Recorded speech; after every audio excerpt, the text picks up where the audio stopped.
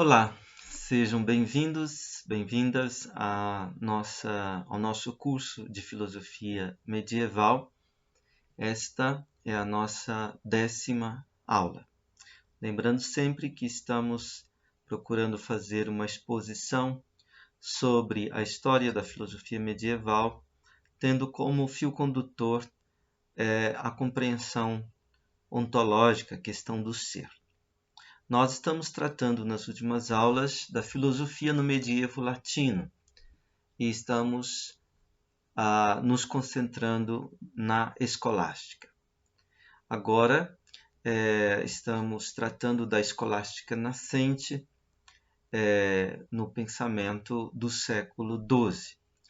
Nós já falamos de Abelardo na última aula, e vamos falar hoje de outros movimentos do século XII, como a Escola de São Vítor, a mística feminina, a Escola de Chartres e o método dialético na teologia.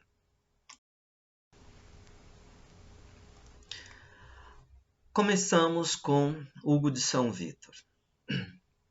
A escola dos cônegos de São Vítor, Hugo, Ricardo, Acardo, André, Adão de São Vítor, à margem do rio Sena, em Paris, se voltou mais para as artes do trivium. Era uma escola aberta também a estudantes não religiosos, isto é, que não eram monges ou clérigos. O programa de estudos foi dado pelo Didascalicon, obra de Hugo de São Vítor, que foi publicado em português sob o título de Da Arte de Ler.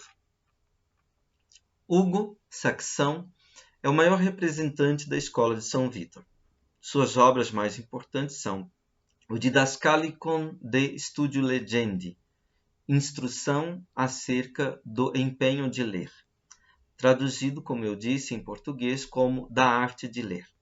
Uma exposição sobre o estudo das ciências, isto é, das artes, das disciplinas, bem como sobre a leitura da Sagrada Escritura. A outra obra, o De Sacramentis Fidei Christianae, dos Mistérios da Fé Cristã, uma das primeiras sumas teológicas da Idade Média Ocidental. Hugo também comentou a obra Hierarquia Celeste, do pseudo-Dionísio Areopagita, e seu comentário serviu de referência para toda a escolástica.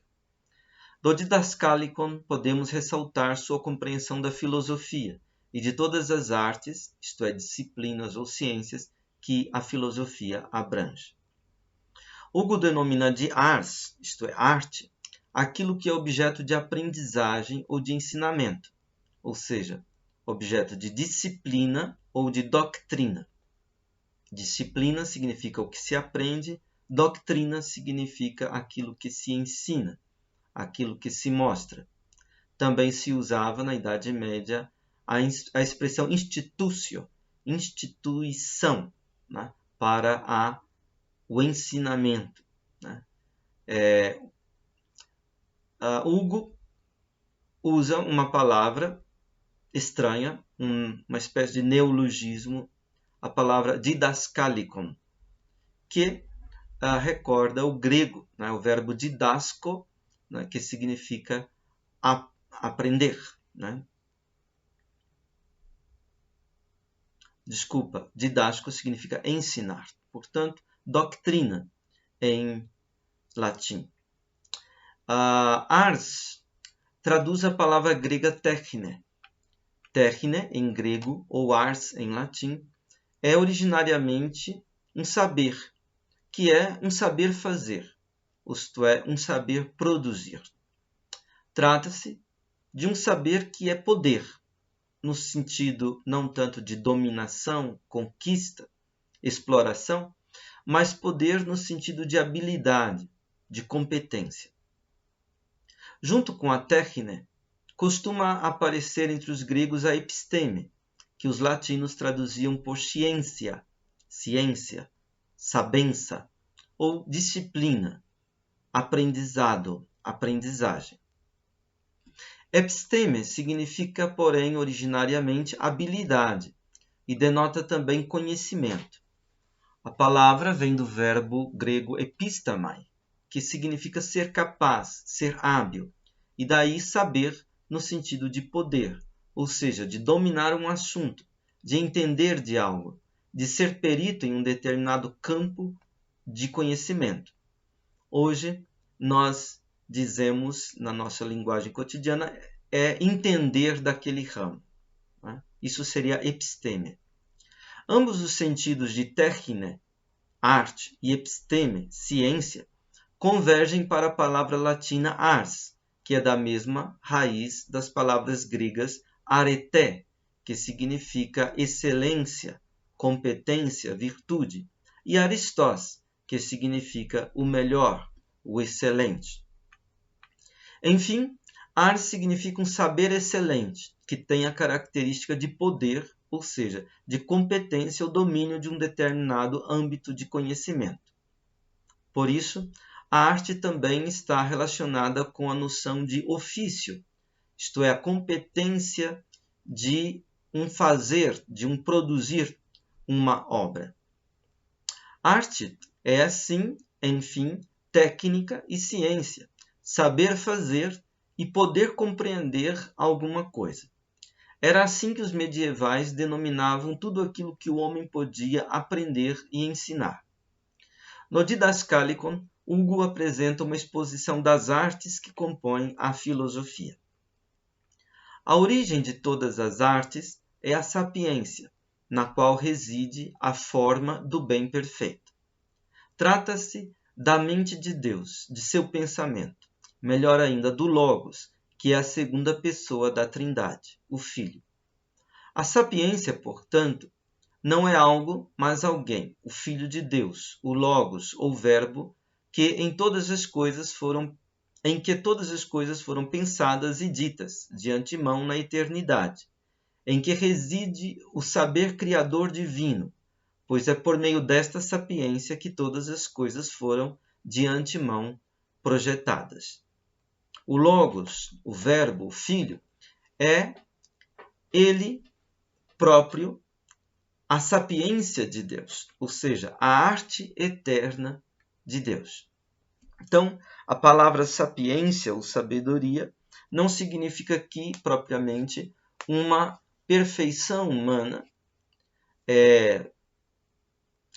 Também não significa propriamente aqui simplesmente uma perfeição divina, mas a sabedoria significa aqui uma pessoa divina, isto é, a pessoa do Logos, do Verbo, a pessoa do Filho, que o cristão crê ser encarnada em Jesus Cristo.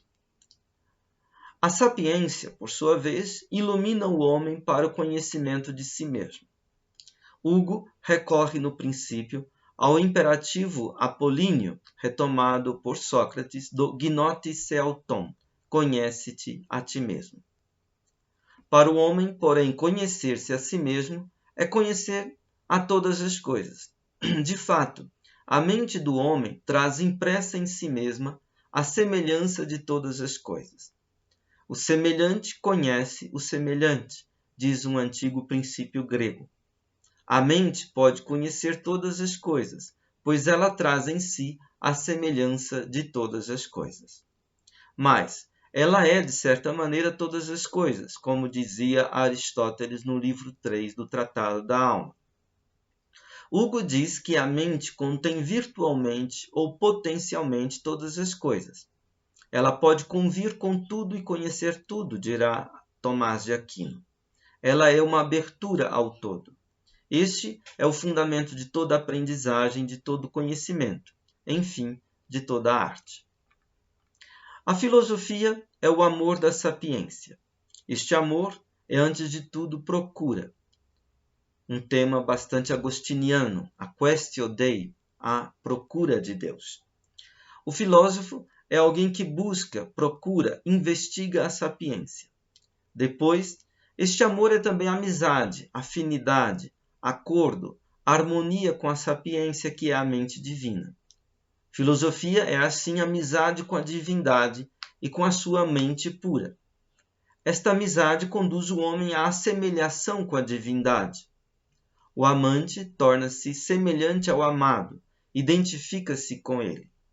A semelhança ou identidade com Deus, ressaltada por Platão e pelo neoplatonismo, é, pois, a consumação da busca filosófica.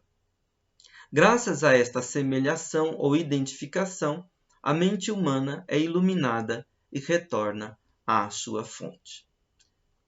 Então temos aqui um conceito platônico de filosofia como assemelhação a Deus, tornar-se semelhante a Deus.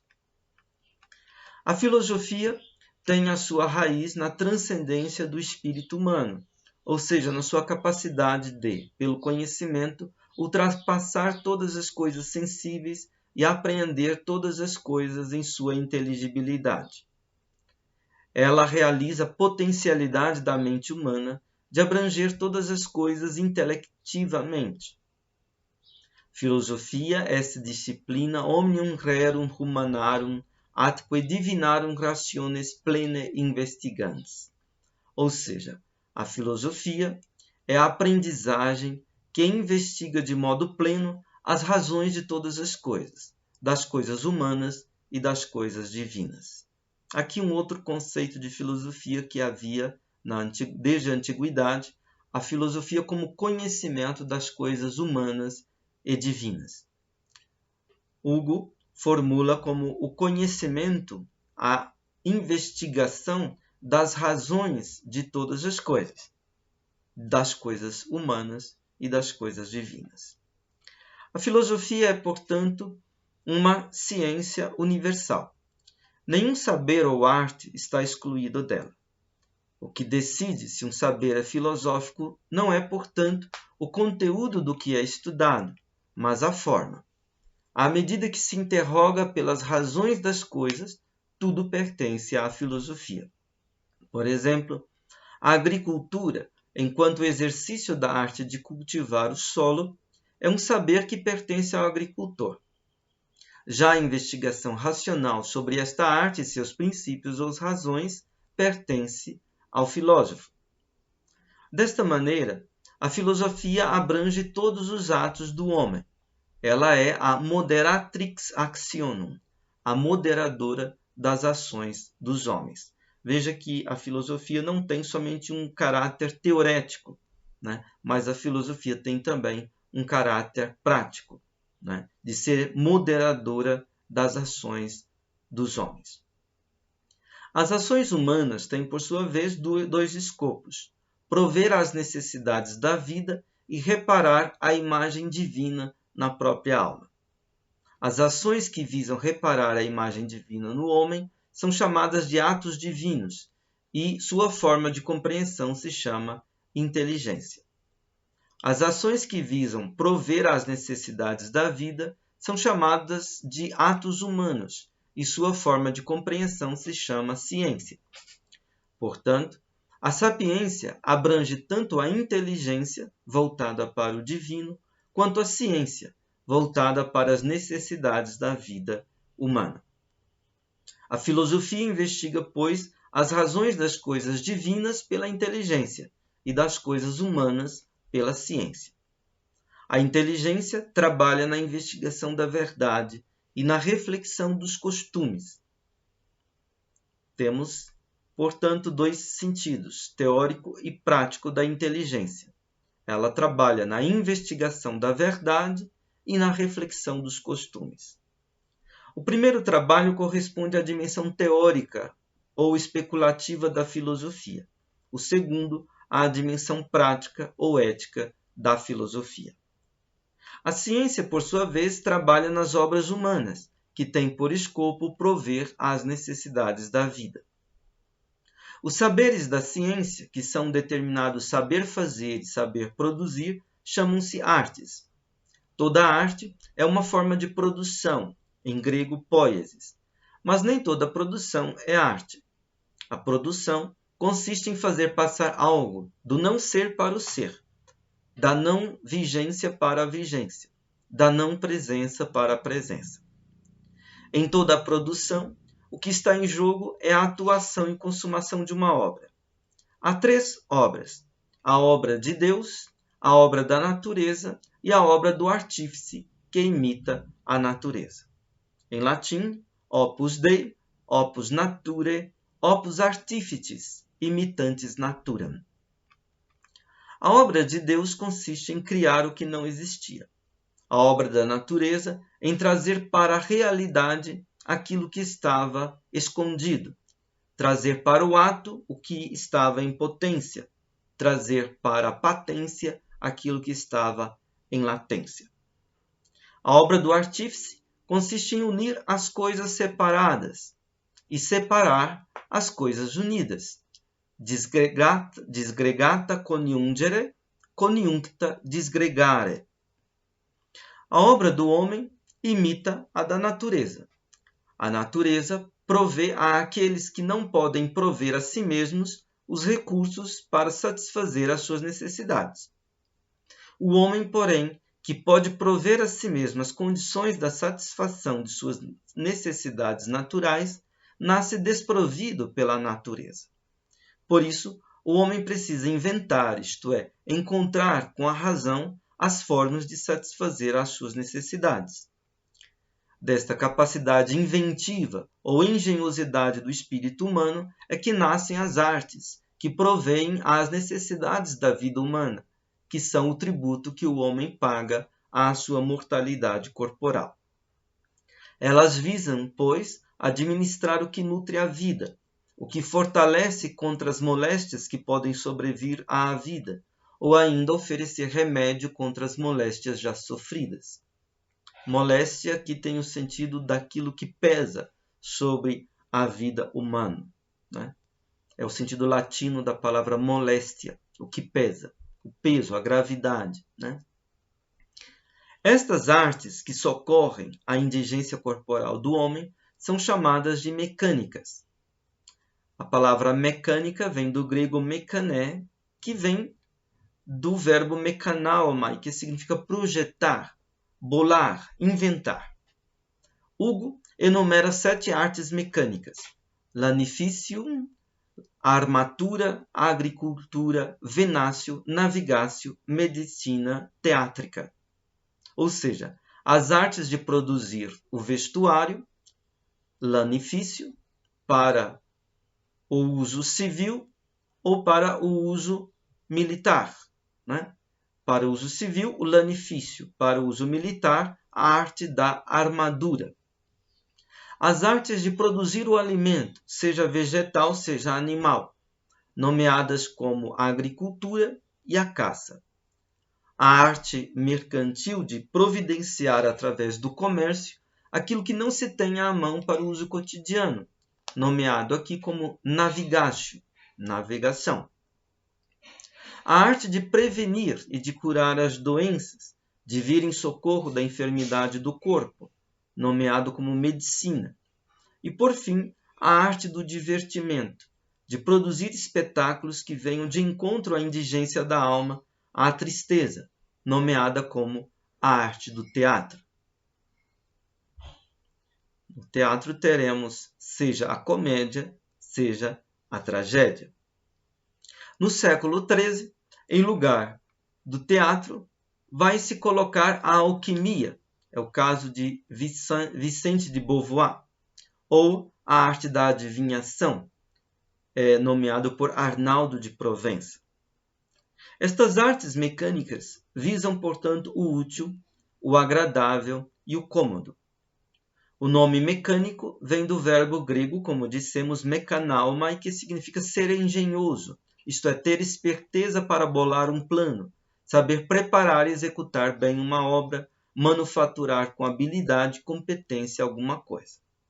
É a arte de maquinar, tanto no sentido da esperteza de projetar um artifício, uma máquina, quanto no sentido de tramar com astúcia um ardil. É nesse sentido que a gente diz que alguém maquinou um crime. Daí a aproximação que alguns medievais fizeram com o verbo latino mecare, que significa ser adúltero. Hugo denomina as artes mecânicas de adulterinas. ele diz que a obra do homem é adulterina em relação à obra da natureza, da mesma maneira como é chamada de mecânica uma arte furtiva, isto é, aquela cópia que o adúltero tem para entrar na casa de sua amante.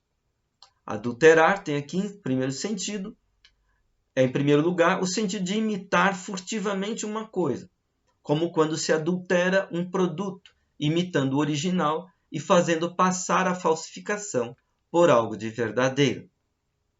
Ora, Hugo observa que a inventividade ou a engenhosidade humana, presente e atuante nas artes mecânicas, consiste na imitação da criatividade da natureza. O homem, por assim dizer, adultera a natureza com as suas artes mecânicas. Além disso, ela traz um risco consigo, pois ela pode encantar o homem, de modo que o homem passe a procurar e a amar as coisas que estão fora dele e a buscar fora a felicidade que ele só pode encontrar dentro de si mesmo. Assim, se por um lado as artes mecânicas são necessárias para o útil, o agradável e o cômodo no campo das necessidades da vida, por outro lado, elas também são sedutoras e podem prender o espírito humano com o seu encantamento, fazendo-o esquecer-se do autoconhecimento e do conhecimento de Deus. O homem se contenta em conhecer o mundo e em produzir obras, artefatos próprios e esquece do autoconhecimento e do conhecimento de Deus. Assim, por causa da ciência, o homem esquece e abandona a inteligência, e assim não alcança a sapiência e a felicidade que nela se encontra. Ele trai, assim, o amor nupcial da sapiência pelo amor adúltero da ciência.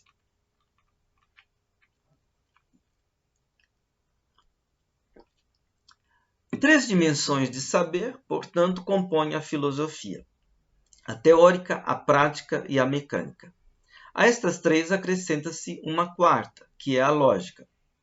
Ela é a última a ser descoberta pelo espírito humano, que primeiro investiga a natureza das coisas, filosofia teórica, e os costumes dos homens, filosofia prática, e só depois se dá conta da necessidade de se investigar também o modo de falar correta e verdadeiramente sobre tudo isso, a filosofia lógica.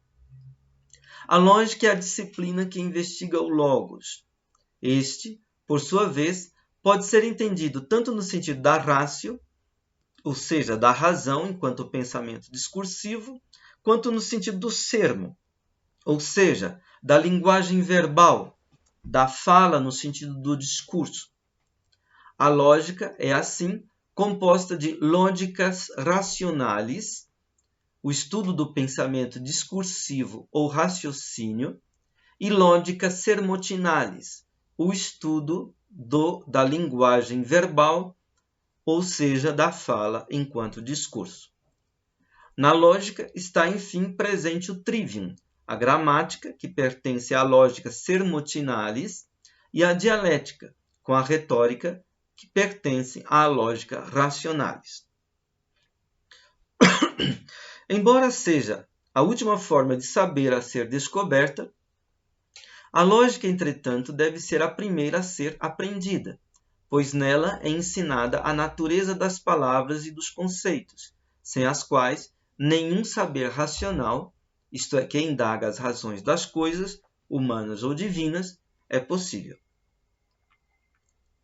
As artes ou saberes que possibilitam ao homem transcender o horizonte da necessidade, no qual se movem as artes mecânicas, e se pôr no horizonte da liberdade, prática e teórica, foram chamadas de artes liberais, artes liberales ou artes livres. Como 7 eram as artes mecânicas, também 7 são as artes liberais: o trivium, as ciências da linguagem, gramática, dialética e retórica, e o quadrivium, as ciências matemáticas da natureza, geometria, música, aritmética e astronomia. Hugo coloca o trivium na quarta forma de saber filosófico, a lógica, e o quadrivium ele faz situar na filosofia teórica. As duas primeiras formas de saber filosófico são a filosofia prática e a filosofia teórica. A filosofia prática é também chamada de filosofia moral. Ela visa formar o homem justo e tem por objeto o exercício da virtude. Ela se articula em 3 dimensões. A ética, que concernente ao indivíduo, e ensina ao homem a ordenar a própria vida pela honestidade dos costumes e pelo ornato da virtude. A econômica, concernente à casa e aos domésticos. Oikos significa em grego casa, nomos significa lei. Oikonomia, portanto, significa a administração da casa, a lei de gerir, de administrar a casa. E ensina ao homem a ordenar a vida da família, dos consanguíneos e daqueles que compõem juntos uma instituição privada. Já a política concerne ao povo ou ao reino e ensina a reger não a coisa doméstica ou privada, e sim a coisa pública. A primeira é da responsabilidade do indivíduo como tal, a ética, e por isso também pode ser chamada de solitária. A segunda é da responsabilidade dos pais da família, a doméstica. Enfim, a terceira é da responsabilidade dos chefes de Estado, o monarca, no caso do reino. A filosofia teórica ou especulativa ela contém a física, a matemática e a teologia. A física investiga as causas em seus efeitos e os efeitos a partir das causas. Hugo observa que às vezes é denominada de física toda a filosofia teórica, à medida que estuda a natureza das coisas, a physis. E então, a filosofia se divide em física, ética e lógica, não se incluindo aí a mecânica. A matemática é chamada de doctrinale scientia, o saber doutrinal. Em latim, doctrina vem de docere, ensinar, assim como disciplina vem de discere, aprender. Em grego, matemática remete a mátesis, aprendizagem. O matemático, isto é, o elemento ou objeto próprio da matemática, é neste sentido aquilo que o homem por primeiro aprende, ou apreende de inteligível no sensível. Ela é o ensino que se ocupa da quantidade abstrata. Abstrair é aqui separar pelo intelecto o que na natureza está unido.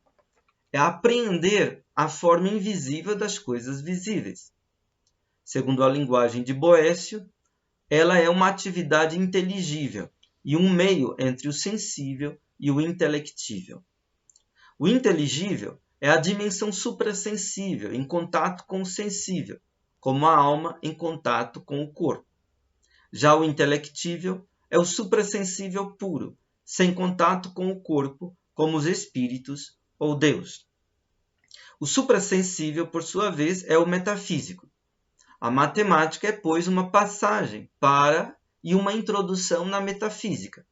Por isso que Platão mandou colocar no frontispício de sua academia uma advertência, que dizia que quem não fosse geômetra, ou seja, quem não fosse capaz de aprender a forma invisível das coisas visíveis, não deveria entrar ali. A matemática se divide, por sua vez, nas 4 disciplinas do quadrivium: a aritmética, a música, a geometria e a astronomia. Hugo diz que a aritmética estuda a quantidade que é tal por si mesma, o número. A música estuda a quantidade relativa a alguma coisa, ou seja, em relação à sonoridade. A geometria estuda a grandeza imóvel, ou seja, aquela que se dá na mensuração das coisas da Terra. Por fim, a astronomia estuda a grandeza móvel, quer dizer, aquela que se dá na mensuração dos movimentos dos corpos do céu. Hugo salienta a força ou a virtus, a força, o vigor do número, pois todas as coisas foram formadas à sua semelhança, à semelhança dos números. Dentre os números, ele ressalta a importância do número 4, o quaternário, pois ele é o retorno à unidade e simplicidade do a mônada. Por isso, a alma e o corpo são regidos pela quaternidade.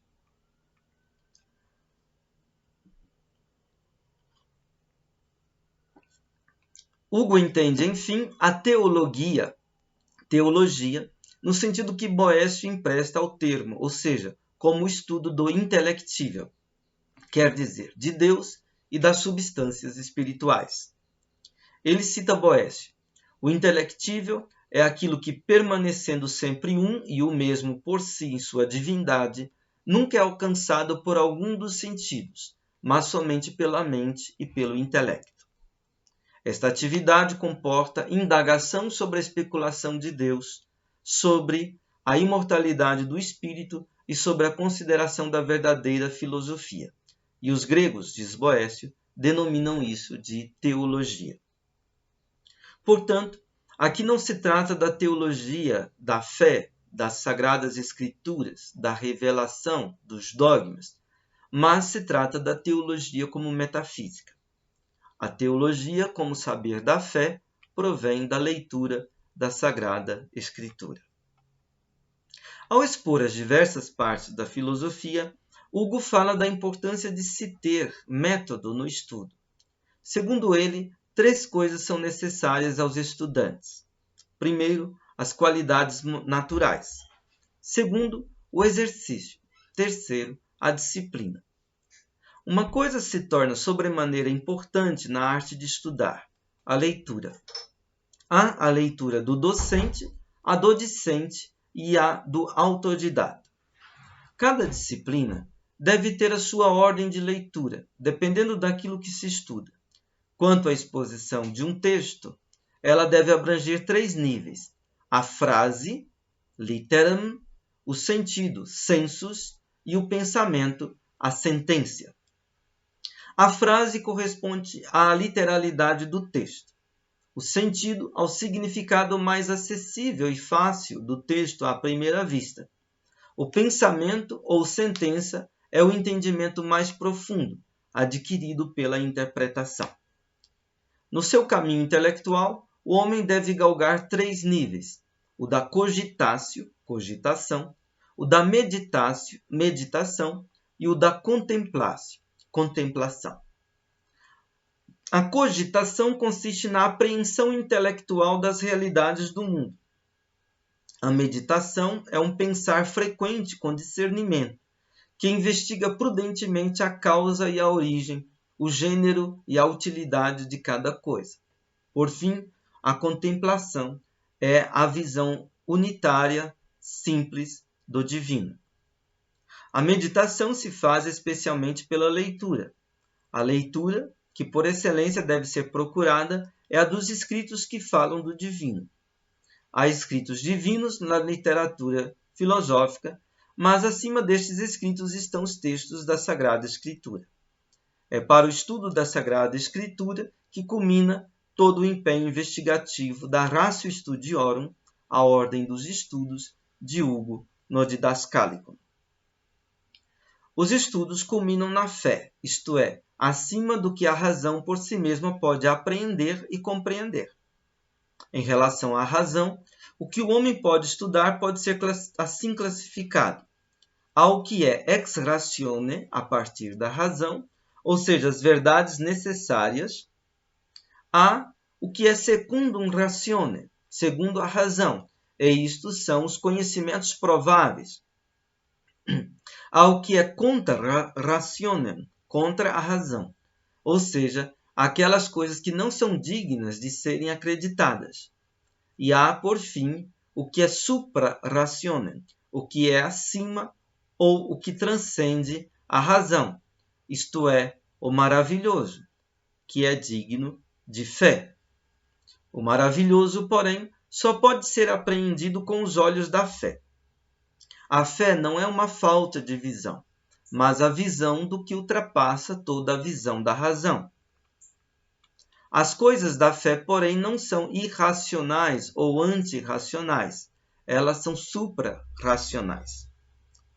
Ao homem, com efeito, foram dados 3 olhos da mente: o óculos carnis, o olho da carne, que é a capacidade de apreensão do sensível; o óculos rationes, o olho da razão, que é a apreensão do inteligível e do intelectível; e o óculos contemplationes, que é a apreensão do que é secundum rationem, segundo a razão, e supra rationem, isto é, do que é sobre a razão, do que é maravilhoso, e é aqui que se move o ato de fé. O estudo das artes liberais culminam, então, na teologia mística. Ricardo de São Vítor foi o maior teórico da contemplação e da caridade, e com Bernardo de Claraval pode ser considerado fundador da teologia mística latina. Mas nós não vamos nos deter na mística de Ricardo de São Vítor. Vamos ficar apenas com a exposição da obra Didascalicum, algo da obra do Didascalicum de Hugo de São Vítor. Bom, esta escola de São Vítor procura uma síntese entre escolástica e mística. As ciências ou artes têm como meta a contemplação de Deus numa mística do amor.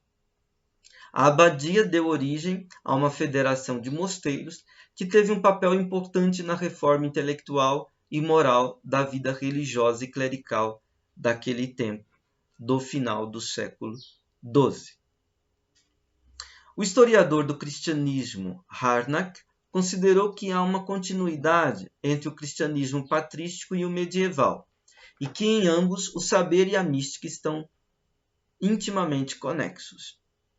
Neste sentido, todos os desenvolvimentos do saber do Ocidente na Idade Média são simplesmente uma continuação do que a Igreja grega, em parte, já tinha vivido, em parte, sempre ainda em movimentos fracos, vivia. Escolástica e mística são, no fundo, um único e mesmo fenômeno. Onde, pois, este conhecimento decorre de tal modo que a compreensão penetrante no relacionamento de mundo e Deus é buscado prioritariamente, ou pura e simplesmente para compreender melhor a própria posição da alma em relação a Deus, e nesta compreensão crescer interiormente, então se fala de teologia mística. Onde, porém, esta colocação reflexiva da meta do processo do conhecimento não vem à tona de modo tão claro e preponderantemente o conhecimento do mundo em sua relação com Deus obtém um interesse mais autônomo e objetivo, então se usa o termo teologia escolástica. Disso se vê que não se trata de duas grandezas que correm paralelamente, ou até mesmo uma contra a outra, mas que teologia mística e teologia escolástica são um único e idêntico fenômeno, que se apresenta em múltiplas gradações, dependendo do domínio do interesse subjetivo ou objetivo. Mas qual a concepção de mística que guia o pensamento medieval nesta unidade com o saber? Seja dada aqui uma indicação introdutória apenas. Não se trata de uma ascese em que o espírito procura dominar as sensações dos sentidos e controlar os impulsos do corpo, as demandas e exigências da carne. E por um motivo muito simples. Não há aqui distinção entre corpo e espírito. A mística é a superação contínua de toda e qualquer dicotomia. Existe a ascese, mas a ascese da mística é o treinamento e a disciplina da unidade de tudo o que é humano: corpo, alma, carne, alma, mente e espírito, cuja perda gera as dualidades todas, tanto no corpo como no espírito, tanto na história como na sociedade, tanto no sentimento como na ação e no conhecimento. A mística especulativa, seja no século XI com Santo Anselmo de Cantuária, seja no século XII com Bernardo de Claraval e os Vitorinos, seja no século XIV com Mestre Eckhart, seja no século XV com Nicolau de Cusa, não se opõe ao conceito e à reflexão, nem à dialética e ao discurso da razão. Antes, os integra todos numa dinâmica concreta das atividades de videre, sentire e experire, ver, sentir e experimentar, pela interiorização de um intuitos originários, de uma intuição originária. Essas últimas palavras, tiradas do artigo de Emanuel Carneiro Leão, publicado na revista Scintilla, em 2012, sobre a filosofia medieval. Nós vamos passar agora a um outro tópico do nosso estudo. Vamos falar da mística de Bernardo de Claraval. Vamos pôr em relevo dois temas desta mística: a humildade e o amor na vida do espírito. Representante de uma teologia monástica mais do que de uma teologia escolástica, Bernardo de Claraval, no entanto, não repudiava o uso da razão no interno da meditação acerca da fé. Preferia, porém, se precaver dos abusos que a dialética, subsumida no horizonte do saber da fé, podia trazer consigo, abusos que, a seu ver, se demonstravam na vida e na obra de Abelardo. Não obstante, Bernardo se tornou um grande mestre da psicologia e da mística do século XII. Investigou com rigor e fineza as sutilezas do coração humano, a questão da liberdade humana em face à graça, bem como a experiência do amor. Hodie legimus in libro experiência. Hoje lemos no livro da experiência, diz ele no terceiro sermão sobre o livro do amor, o Cântico dos Cânticos, atribuído a Salomão. Seu pensamento se desenvolve, de fato, a partir da leitura fenomenológica da experiência da alma amante de Deus, da esponsalidade mística entre o humano e o divino. O homem é chamado à verdade, e esta se alcança pela humildade. Humilitas est virtus, qua homo verissima sui agnitione sibi ipsi vilecit. Humildade é a virtude pela qual o homem alcança um conhecimento veríssimo de si e a si mesmo envilece. Humildade é a virtude que recebe seu nome da terra, de humus. Humilde é aquele que tem o vigor do modo de ser da terra. Nós diríamos, humilde é aquele que tem os pés no chão. Humilde é aquele que caiu na real de si mesmo. Nós diríamos com a nossa linguagem cotidiana. Mas em que consiste este modo de ser? Consiste em, no esquecimento de si, amar e servir, doar-se e proteger a vida. A humildade é tão esquecida de si que se esquece até mesmo de seu esquecimento. Envilecer-se tem aqui este sentido. Não há outro caminho para o homem ganhar-se a não ser perdendo-se. Não há outro caminho para o homem elevar-se a não ser abaixando-se, para planificar-se a não ser esvaziando-se. É o paradoxo da vida do espírito humano. Todo crescimento que não vem da humildade é mera inflação do eu. O verdadeiro crescimento pressupõe o confronto com o real de si mesmo. O homem não pode alcançar a claridade do céu se não se enraiza mais profundamente na escuridão da terra. Não pode se unir ao divino se não se tornar mais plenamente humano. No Tractatus de Gradibus Humilitatis et Superbiae, tratado a respeito dos graus de humildade e da soberba, escrito em 1125, que é um comentário à regra de São Bento, Bernardo expõe os degraus da descida do homem na humildade, ou seja, os degraus da elevação do espírito humano a Deus. Após tratar dos 12 degraus da humildade contidos na regra beneditina, Bernardo fala de um tríplice grau de conhecimento da verdade correspondente à humildade. O primeiro grau de verdade é conhecimento de nossa própria miséria, criatural e moral. É a experiência do autoconhecimento. O segundo grau da verdade é o conhecimento da miséria de nossos semelhantes. É a experiência do amor, no sentido da compaixão. O terceiro degrau da verdade é o conhecimento da sublimidade e grandeza das coisas invisíveis. É a experiência da contemplação. Citando, abre aspas, Assim, pois, 3 são os graus ou estados da verdade. Ao primeiro ascendemos pelo labor da humildade, ao segundo pelo afeto da compaixão, ao terceiro pelo excesso da contemplação. No primeiro degrau se depara com uma verdade severa, no segundo com uma verdade piedosa, no terceiro com uma verdade pura. Ao primeiro degrau conduz a razão, pela qual nós discutimos. Ao segundo conduz o afeto, pelo qual nós temos misericórdia dos outros. Ao terceiro, a pureza arrebata, pela qual somos elevados às coisas invisíveis. Fecha aspas. A humildade, com seu correspondente tríplice conhecimento da verdade, é o único caminho para o amor, pórtico do conhecimento imediato de Deus. Deus é amor, diz a primeira carta de João. Esta declaração neotestamentária é a chave que permite a Bernardo pensar a essência do amor. Somente Deus revela a essência mesma do amor. Deus é o amor essencial, o amor substancial. Na carta de Bernardo aos Cartuchos, Epístola 11, esse pensamento é o ponto de partida. O amor é substancialmente a vida divina, ou melhor, a vida intradivina, a vida trinitária do Deus único e uno, segundo o dogma cristão. No Sermão 71, ele esclarece que, na unidade da essência, as pessoas divinas são uma única realidade, e não realidades diferentes unidas pela vontade ou consenso. Isto é, Deus é unum e não unus.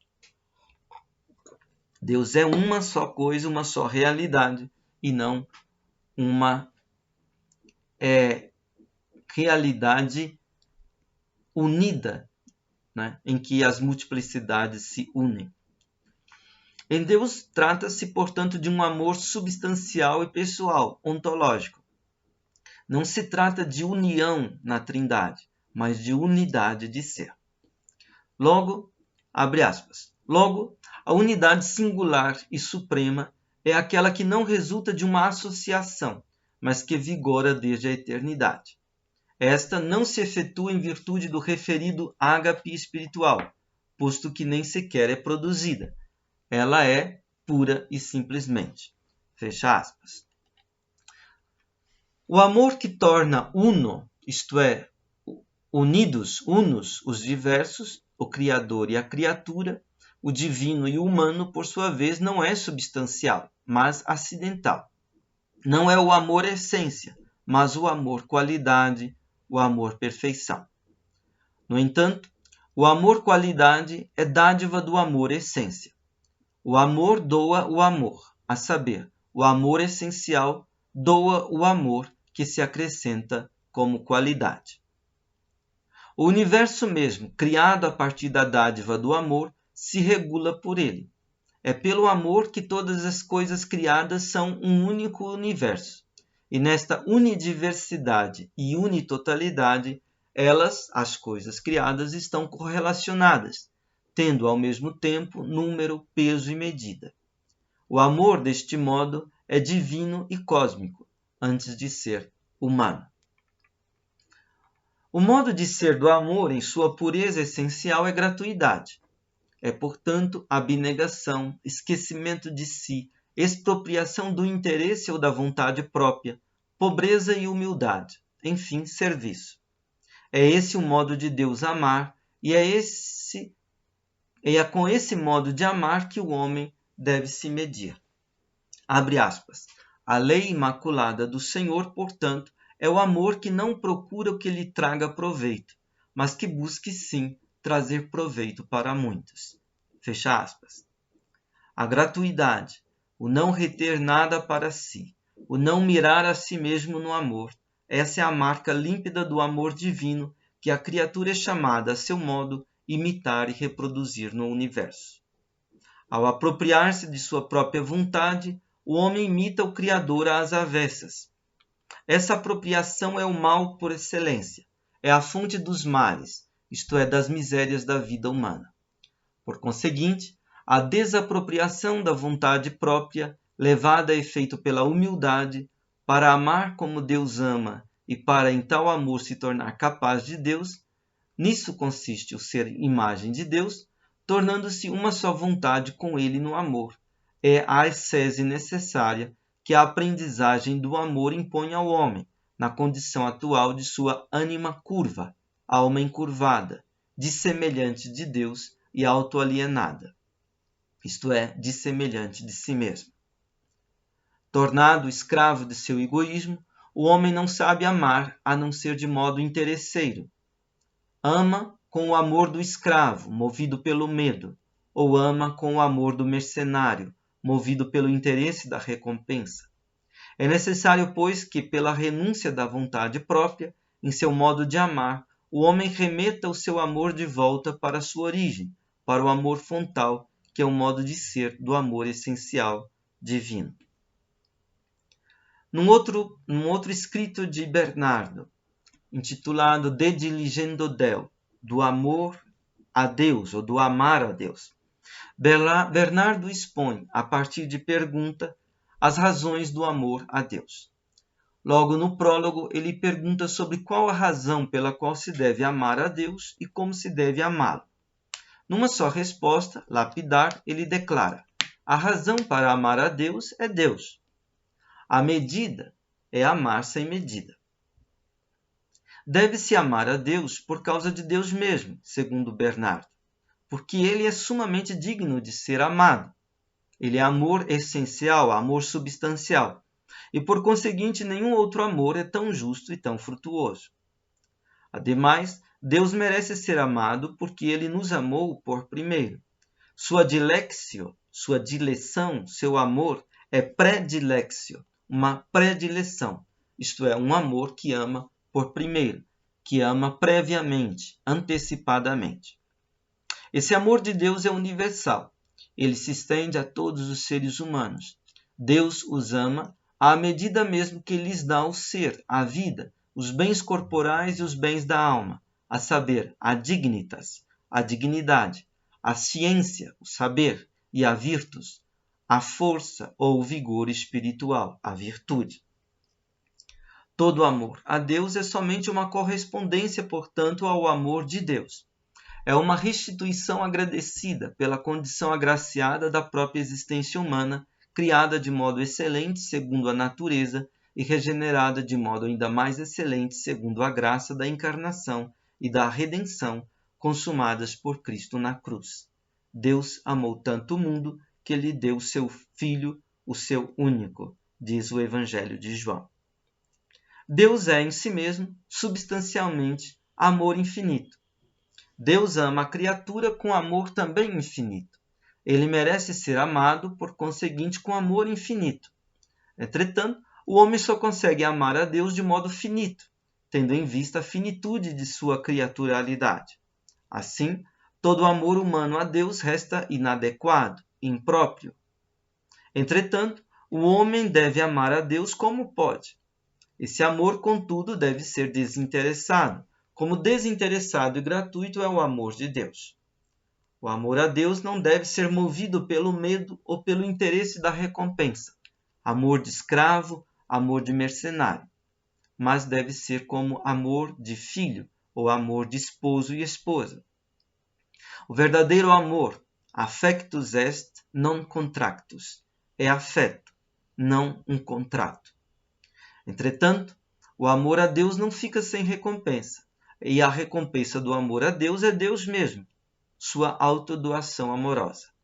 O amor puro é aquele que se contenta consigo mesmo, é aquele que se contenta em amar, e no amor a receber o próprio amado. O amor se basta em sua alegria, em sua natureza agraciada. Deus é a causa mesma do amor. É ele que lhe suscita a ocasião, é ele que desperta o anseio, é ele quem supre a saudade do amor. Na segunda parte deste tratado, De Diligendo Deo, do amar a Deus, Bernardo descreve os 7 graus do amor, no retorno do amor humano ao amor fontal, que é o amor divino. O primeiro grau é o amor carnal, que é amor natural e animal. et est amor carnalis, quo ante omnia diligit se ipsum propter se ipsum. E é amor carnal aquele pelo qual, antes de tudo, ama a si mesmo por causa de si mesmo. Esse amor é em si mesmo bom, pois por ele o homem cuida da manutenção de sua própria vida.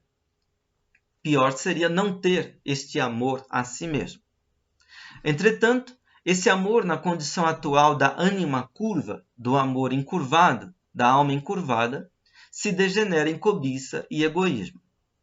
O amor não é o original amor de si, mas a sua perversão. O egoísmo, melhor dizendo, não é o original amor de si, mas a sua perversão.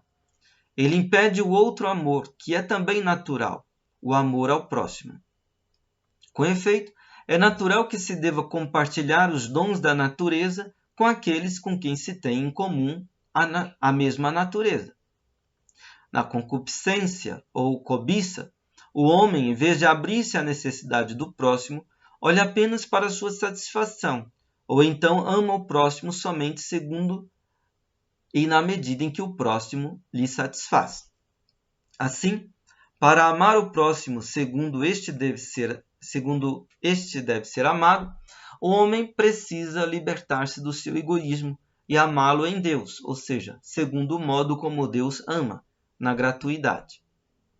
No segundo grau do amor, o homem reconhece sua própria miséria e se reconhece dependente de Deus no ser e no amor. Entretanto, aqui o homem ainda ama a Deus não por ele mesmo, e sim por causa de seu próprio interesse. Mas quando a experiência do amor divino se lhe torna habitual, isto é, familiar e íntima, o homem aprende a amar a Deus não por causa de si mesmo, e sim por causa de Deus mesmo, porque Deus é sumamente amável em si mesmo e substancialmente amante e amor. No terceiro grau, portanto, o homem chega ao amor puro, gratuito, desinteressado. Trata-se de um amor agraciado e agradecido. Então, o homem agradece a Deus não porque Deus é bom para ele, mas porque ele é bom em si mesmo. Há ainda um quarto e último degrau, que é raramente alcançado nesta vida terrena e que é propiciado aos bem-aventurados na vida eterna. Neste grau, o homem ama a si mesmo única e exclusivamente por causa de Deus. Quando raia o dia claro da eternidade, dissipa-se toda a névoa da necessidade, desvanece-se toda a cobiça. O amor se faz puro, absolutamente livre, límpido. Isto é, a vida eterna. O homem alcança então, no seu fim, a deificação, a suprema assemelhação a Deus, a semelhança com Deus, para a qual ele fora criado no princípio, e assim, no seu fim, ele encontra o seu princípio.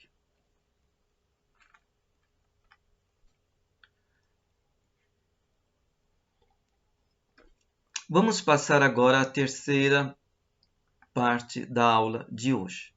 Vamos falar sobre a mística feminina do século XII. A concepção mística que Abelardo, Bernardo e Hugo expuseram especulativamente é exposta com não menor força especulativa, mas com maior veemência afetiva pelas mulheres místicas da Idade Média. No século XII, as mulheres empenhadas em uma pluralidade de experiências religiosas começam a dar à vida evangélica uma concreção mais livre do que a que houve até então com o monarquismo, desde a época de Santa Escolástica, irmã de São Bento. Este movimento foi sentido como inaudita novidade, isto é, experiências religiosas femininas não monásticas. O movimento das beguinas, por exemplo, nascido na Bélgica no século XII, traz esta marca. Também o movimento de Clara de Assis, nos seus primórdios, antes de se tornar propriamente uma vida tipicamente monástica. As mulheres se congregavam em associações autônomas, fora de mosteiros, muitas vezes junto a hospitais e a leprosários. Viviam do trabalho das próprias mãos e mantinham o espírito comunitário apostólico da igreja primitiva.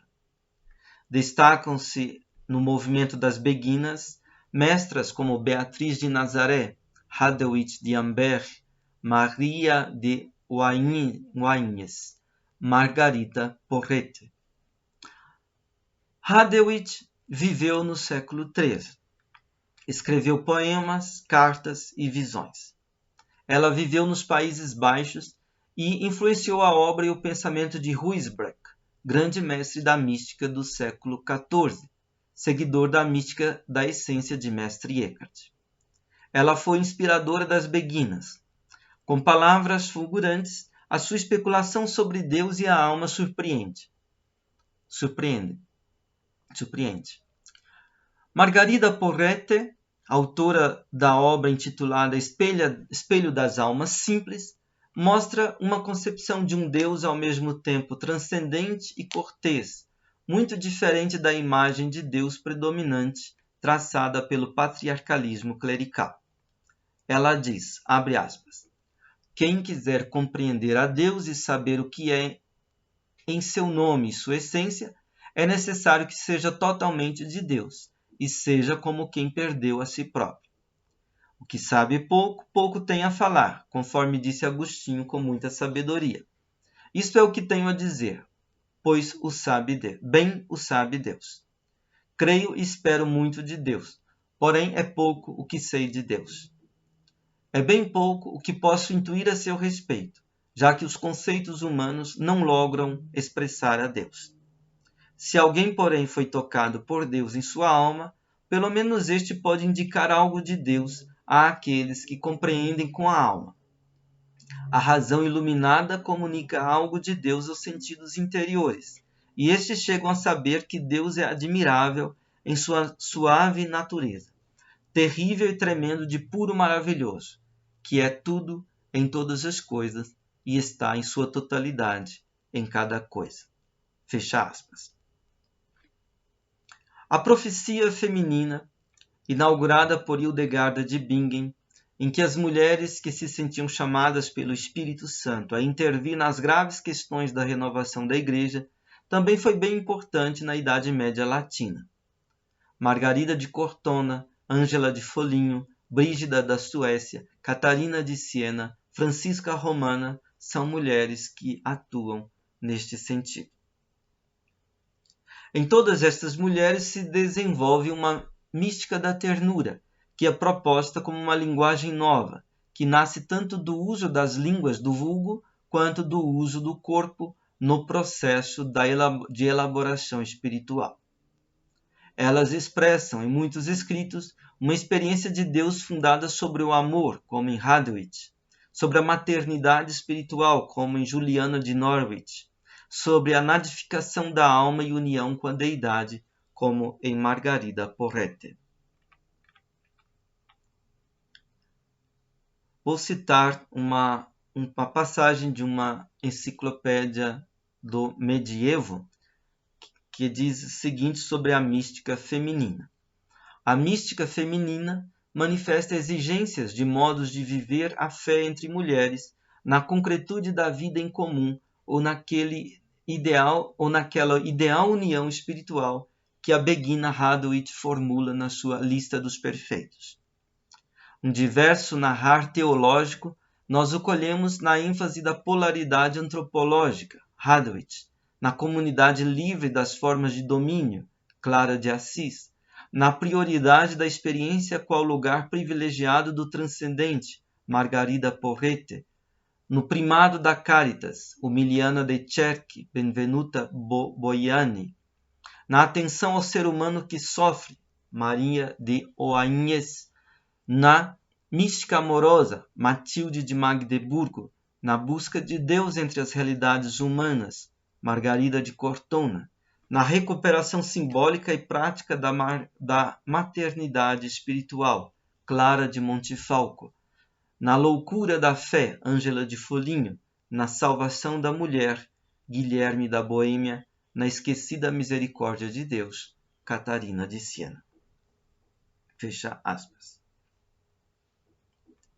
Vamos passar agora para o nosso último tópico, melhor, penúltimo, porque o último é bem breve, tópico da aula, que trata da Escola de Chartres e o estudo da natureza. A Escola da Catedral de Chartres foi a sede de todo um movimento intelectual puxado por 3 chanceleres, Bernardo de Chartres, Gilberto Porretano e Teodorico ou Thierry de Chartres. Este movimento propunha uma espécie de humanismo cristão baseado nas artes liberais. No século XII, a escola dispunha de uma biblioteca extraordinariamente rica. A Escola de Chartres absorveu os saberes antigos e os mais recentes em seus estudos. Na sua cosmologia, entram elementos neoplatônicos e neopitagóricos. Bernardo de Chartres foi interessado pelo pensamento platônico. Seu aluno, Guilherme de Conches, foi além e procurou elaborar uma teoria original da linguagem e do mundo físico, chegando mesmo a resgatar a concepção atomista antiga de Demócrito. Gilberto Porretano ficou famoso sobretudo pelos comentários aos Opúscula Sacra de Boécio. A influência de Boécio e das artes liberais aparece ainda em Teodorico, mas Teodorico foi o primeiro autor latino a estudar os analíticos e as refutações sofísticas de Aristóteles. Ainda gravitaram em torno da escola de Chartres pensadores como Clarenbaldo de Arras, Bernardo Silvestre, que se destacaram pela cosmologia, João de Salisbury, que escreveu o Tratado de Política, e Alano de Lille e Nicolau de Amiens, que procuraram dar maior cientificidade aos estudos teológicos, desenvolvendo o discurso teológico, de tal modo que a teologia se tornasse more geometrico demonstrata, ou seja, demonstrada ao modo dos geômetras. Assim, também a teologia se tornou uma ars, um saber racional todo próprio, que articula razões necessárias, razões prováveis, que são auridas no ensinamento das autoridades, a Sagrada Escritura e os padres da Igreja. Vamos tratar um pouco do estudo da natureza na escola de Chartres. O estudo das ciências naturais, da medicina e da matemática já tinha experimentado um impulso novo na primeira metade do século XII. No século XIII, a medicina deixará de ser uma das artes mecânicas para ser uma ciência, isto é, um saber fundado sobre princípios. O que os latinófonos sabiam das ciências naturais se recolhera na obra de Honório Augusto Dunense, que pode ter sido um pseudônimo de um monge que viveu em Regensburg na primeira metade do século XII.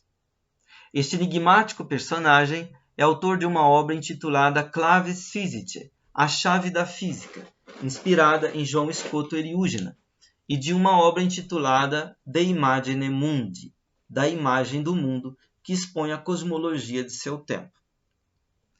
Por este tempo, chegam ao medievo latino traduções de textos das ciências árabes. Os textos dos árabes versavam sobre matemática, astronomia ou astrologia, medicina e química e filosofia. Alguns fazem remontar Gerberto de Aurillac, Papa Silvestre II, do século X, a influência da ciência árabe no mundo latino. Do século X seria a infiltração de tratados sobre o astrolábio e o comparecimento dos números árabes. No século XI, a principal contribuição é de Constantino Africano, que prestou um grande serviço traduzindo do árabe escritos de ciências naturais e de medicina. Adelardo de Bath também tinha viajado à Sicília, à Grécia e por terras árabes e traduzira diversos escritos sobre matemática e escrevera sobre ciências naturais, as suas Questiones Naturales. Outro tradutor da ciência dos árabes foi Hermann da Dalmácia, que chegou a traduzir em 1143 o Alcorão para o latim, tendo dedicado a sua tradução a Pedro o Venerável, abade de Cluny, que tinha acolhido Abelardo em seus apuros. No século XII, foram introduzidos no mundo latino a álgebra de Al-Khwarizmi, o Almagesto de Ptolomeu, o corpus da filosofia natural de Aristóteles, textos astrológicos, de alquimia, etc. No século XII, a concepção simbólica da natureza vai dando lugar a uma concepção racional. As contribuições da ciência grega e da ciência árabe vão sendo fundidas no nascimento da ciência europeia. A ciência europeia realizará uma síntese entre a ciência grega e a ciência árabe, isto é, entre a concepção discursiva conceptual, em que a epistemologia é uma espécie de lógica maior, e a concepção intencional, entre a definição e a demonstração silogística e a determinação e apresentação do real de outro lado. A ciência árabe, com efeito, difere da ciência grega. Se a ciência grega tem como foco a definição, é conceptualmente imanente, a ciência árabe tem como foco a determinação e é intencionalmente orientada, isto é, pressupõe um tender e estender-se para além do discurso na direção do real. Intencionalidade, com efeito, é um conceito de origem árabe, maná, traduzido por intentio pelos latinos. Ela terá um grande papel na concepção da filosofia medieval latina. Tomás de Aquino evocará esta característica transcendente da intencionalidade ao aclarar o sentido da palavra intentio, intenção. Intentio sicut ipsum nomen sonat significat in aliud tendere. In aliquid autem tendit et actio moventis et motus mobilis. Intenção, como o próprio nome soa, significa tender para outro. Para alguma coisa, com efeito, tende, seja a ação do movente, seja o movimento do móvel. A vontade tende para algo de outro, para um fim, que é um bem. Do mesmo modo, o intelecto tende para algo de outro, para o ente enquanto inteligível. No ato de conhecimento intelectivo, o conhecimento é direcionado para o que há de ser conhecido, ou então se dirige reflexivamente para si mesmo. No entanto, a intencionalidade direta antecede e é mais fundamental do que a intencionalidade reflexiva, e pressupõe uma transcendência do ato de conhecer. Na segunda metade do século XII, Domingos Gonçalves, Dominicus Gundis Salinos, na sua obra intitulada Divisão da Filosofia, composta em Toledo, procurou integrar a ciência grega e a ciência árabe. Assim, a ótica e a álgebra são incorporadas na ordem do saber científico medieval, precisamente entre as disciplinas da filosofia natural ou física. Lembremos que para Aristóteles a física era uma das ciências teoréticas, junto com a matemática ou a teologia, ou mais tarde chamada de metafísica. Entramos agora no último tópico do nosso estudo de hoje, a dialética como método da escolástica. No século XII, em Paris, Abelardo e os seus sucessores privilegiaram ainda a dialética, que se tornou um instrumento indispensável às disciplinas superiores, que compuseram os primeiros cursos quando se fundaram as universidades, que são a medicina, o direito e a teologia. Não obstante isso, gramáticos e retóricos ainda conservaram sua importância.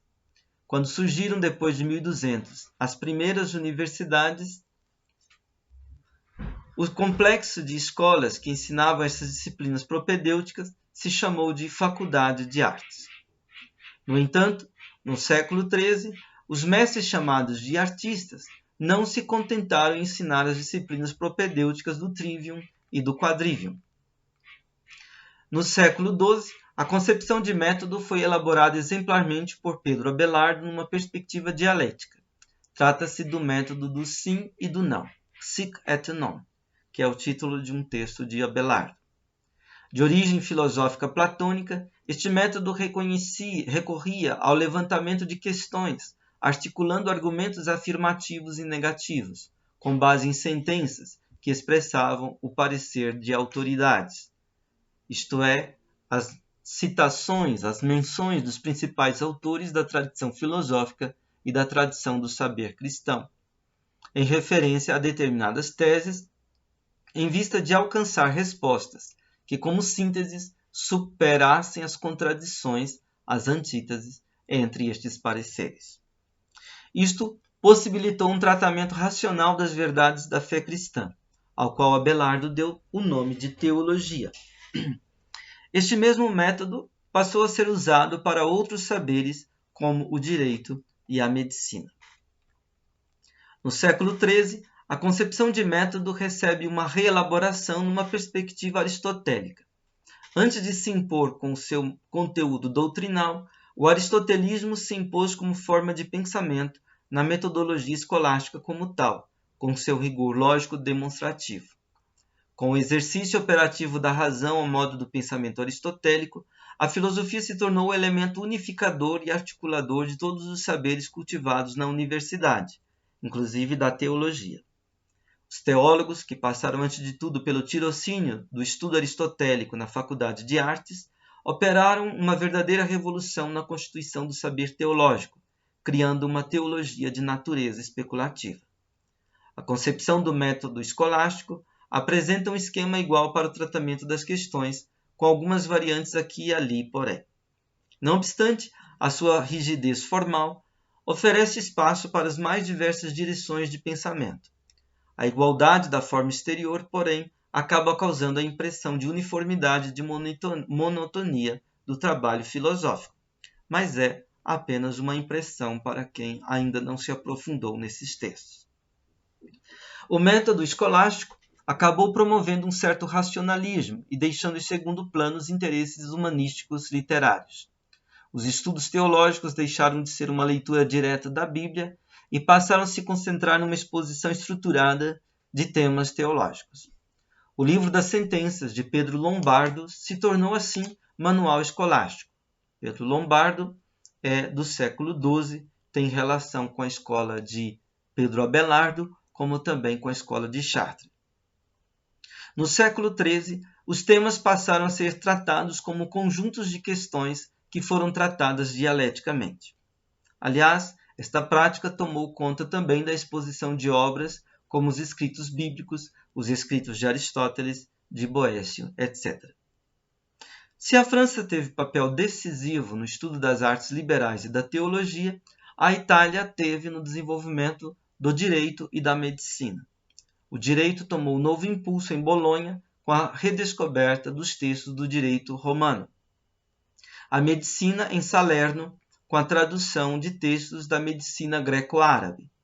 A maioria dos mestres que ensinavam estes saberes era leiga, e seu ensino escapava do controle eclesiástico. Estes aspiravam a ensinar na França ou na Inglaterra. Estudantes de teologia de Paris aspiravam à carreira eclesiástica. Estudantes de direito de Bolonha a serem conselheiros de príncipes e cidades. Magistri escolares, mestres e estudantes, foram aos poucos tomando consciência de sua vocação específica e começaram a aspirar a uma organização corporativa e à autonomia. As universidades surgiram para responder a esta demanda. Nossa aula termina aqui. Muito obrigado pela sua paciência e pela sua perseverança e até a próxima.